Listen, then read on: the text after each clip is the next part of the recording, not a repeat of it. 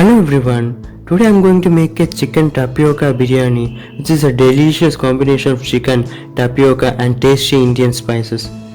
It is a delicious recipe and can be used as a side dish or even as a main dish. Without delay, let's get into the ingredients required. Now let's check the ingredients required. Here I have a small plate of chicken which is cut into smaller pieces. Then I have tapioca, which is also known as kappa traditionally in Kerala, and that is also cut into smaller pieces. Here I took 1 pinch of cumin seeds, half teaspoon of chicken masala, 1.5 teaspoon of chili powder, 1.5 teaspoon of coriander powder, 1 pinch of crushed pepper, 1 pinch of turmeric powder, half teaspoon garam masala. And here I took chicken masala, which is completely optional. If you want, you can take a half teaspoon or you can completely avoid it. Then I took curry leaves, then a few small onions crushed and made into a paste form, and then I have garlic, which is also crushed into paste form, then ginger also, which is also crushed into paste form. First of all, I took a pan and added coconut oil to it. Now I will wait for the coconut oil to boil up, and I'll keep in a high flame so that it will get boiled very fast. And once it starts boiling, I'll add mustard seeds to it. Here I will wait for the mustard seeds to get fried properly. It will start bursting when it is getting fried properly, and when it start bursting and when we are sure that it is getting fried properly, we will add curry leaves to it, and curry leaves along with garlic paste and ginger paste and also the small onion paste. Once we add these ingredients, we will wait for them to get fried properly, and we'll keep mixing them and make sure that it won't get burned in the bottom, and we'll keep mixing them until they get fried properly. Here in this recipe, please don't use big onion in this place of small onion because big onions will be tasting bad for this recipe. When the small onions get cooked properly, it will start developing a light brown color. It is almost like a very light brown color, and when it starts developing that color, we will be adding the next curry powders to it. Once the onions are fried properly, we will add chili powder to it, then coriander powder. After adding both of these powders, we'll mix it with the onions well, and make sure that it is distributed properly.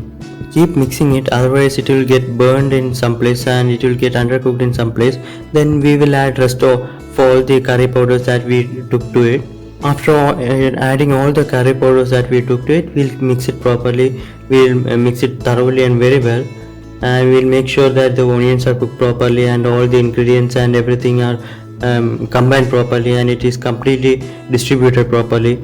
And we'll keep in a low flame and keep mixing it until we achieve somewhat a cooked state.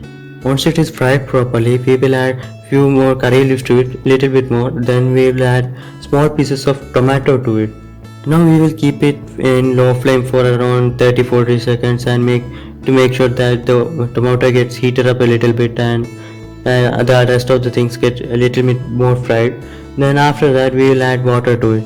Here I am adding half a glass of water depending on the quantity of the ingredients that I took. Depending on the quantity of ingredients that you took, you can add that much of water. Here I am using already boiled and filtered water, so you can also do the same. Here I am not using tap water directly. Now you have to wait until the water boils, and you can see the bubbles coming up when the water starts boiling, and I'm going to wait till the water boils.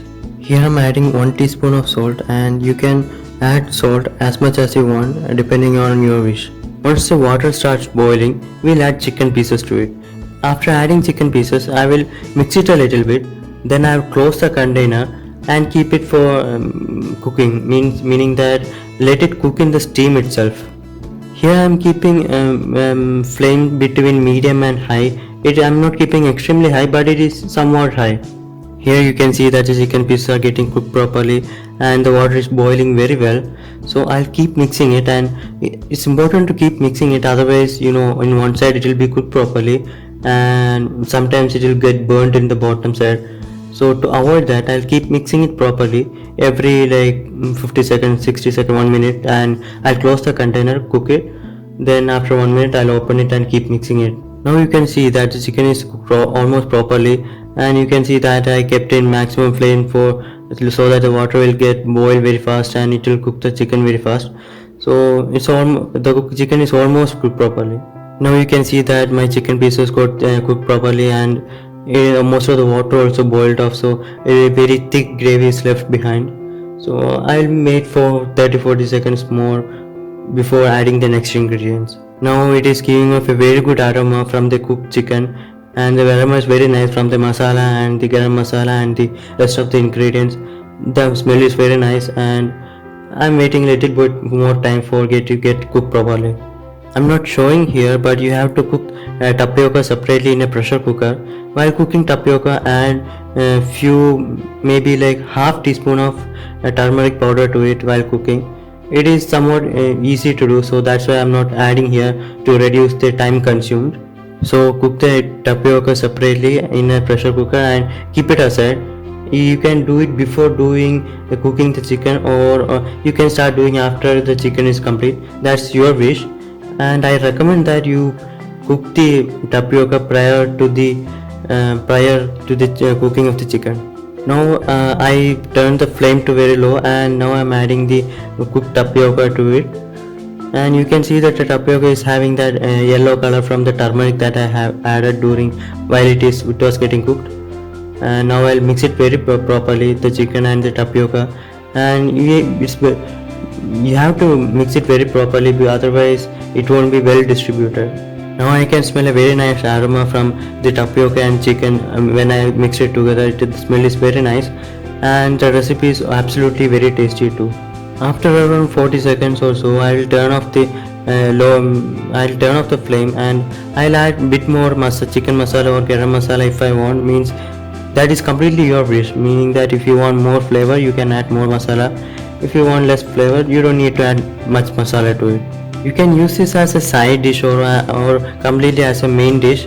If you are using as a main dish, you can prepare in more quantity and you can eat it directly, or you can make it as a side dish and eat it with rice. I hope you enjoyed this tasty recipe. It is absolutely delicious, and I recommend everybody to try it out.